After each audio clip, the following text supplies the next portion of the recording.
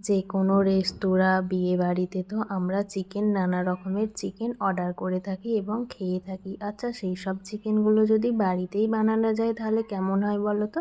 চলো আজ তাহলে গ্রিন চিকেন বানানো যাক। গ্রিন চিকেন বানানোর জন্য বেশ কিছুটা চিকেন ধুয়ে লবণ, হলুদ আর তেল মাখিয়ে বেশ আধ ঘন্টার জন্য ম্যারিনেট করে রেখে দিতে হবে। তারপর চিকেনে দেওয়ার জন্য আদা, রসুন, পেঁয়াজ, টমেটো, বেশ অনেকটা পরিমাণে ধনেপাতা আর ধনেপাতাটাকে মিক্সিতে বেশ ভালোভাবে পেস্ট করে নিতে হবে। আর তারপরে করে নিতে হবে আদা রসুন। অনেকটা পরিমাণে কড়াতে তেল দিয়ে গরম মশলা দিতে হবে, লবঙ্গ, জিরে, এলাচ, ধনে, মৌরি, তেজপাতা, শুকনো লঙ্কা আর বেশ কিছুটা চিনি দিয়ে চিকেনটাকে দিয়ে বেশ কিছুক্ষণের জন্য নাড়াচাড়া করতে হবে। তারপরে দিতে হবে রসুন, আর রসুনটা একটু চিকেনের সাথেই ভালোভাবে ভেজে নিতে হবে, কারণ চিকেনটার সাথে যদি রসুনটা ভাজা হয় রসুনটা তাহলে আর কোনো গন্ধ ছাড়বে না।